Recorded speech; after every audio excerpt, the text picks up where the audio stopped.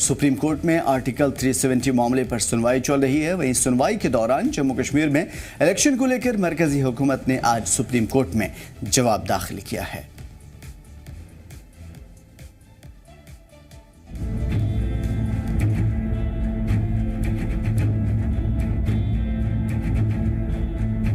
जम्मू कश्मीर से आर्टिकल 370 को हटाए जाने के खिलाफ दाखिल 23 अर्जियों पर सुप्रीम कोर्ट की आईनी बेंच ने आज 13वें दिन समाअत की।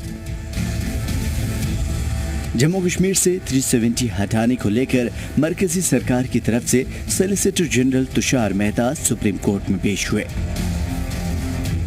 उन्होंने बताया कि मरकजी सरकार जल्द ही जम्मू कश्मीर में चुनाव कराएगी।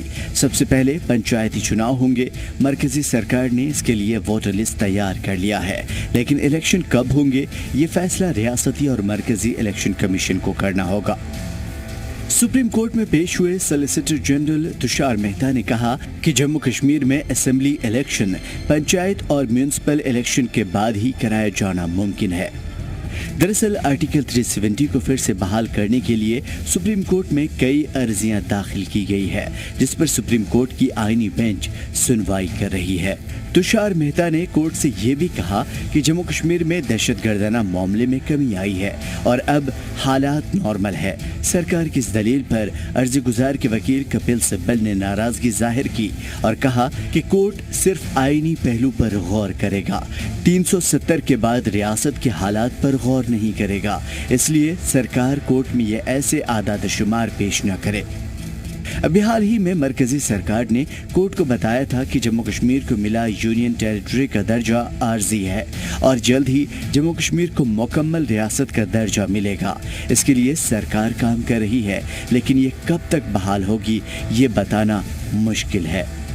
4.5 साल से हम यही सुन रहे हैं पॉलिटिकल लेवल पे, और वही स्टैंड जो गवर्नमेंट का था हम पिछले 4.5 साल से यही सुन रहे हैं कि we are ready for the election, we are going to give representation to the people. लेकिन साथ में वो कहते हैं कि क्योंकि पंचायत का इलेक्शन करवाया हमने, पंचायत का इलेक्शन पूरे मुल्क में हुआ, सिर्फ जम्मू कश्मीर में ही नहीं हुआ। और जम्मू कश्मीर में पंचायतें जो हैं वो constitutional provision of Jammu and Kashmir जो था उसके तहत अगर आप देखेंगे सेक्शन 15 वो कहती है there shall be an establishment of panchayat, devolution of powers at the grass root level. So वो पहले से था। हमारे रेस्ट ऑफ द कंट्री में पंचायत बाद में बनी, हमारे वहाँ पंचायत पहले बनी। बॉर्डर पहले से ही मैन जो है वो यूनियन ऑफ इंडिया के पास पावर है। वो इंस्ट्रूमेंट ऑफ एक्सेशन में ही शुरू में ही 1947 में ही जब इंस्ट्रूमेंट ऑफ एक्सेशन साइन हुआ तो वो यूनियन गवर्नमेंट को पावर है पहले से ही, वो स्टेट गवर्नमेंट की पावर है नहीं।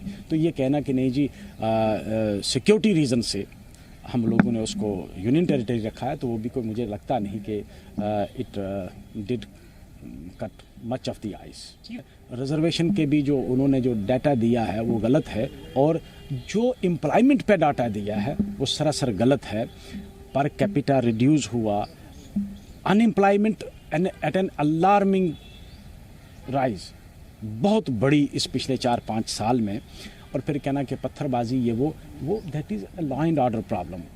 मुझे नहीं लगता है, देखो कमेंट तो मैं नहीं कर सकता कि वो क्या कहते हैं, लेकिन अपेरेंटली जो क्वेरीज उन्होंने पूछी थी और उससे कोई वो मुतमईन नहीं लगे मुझे। ब्यूरो रिपोर्ट, केसर टीवी।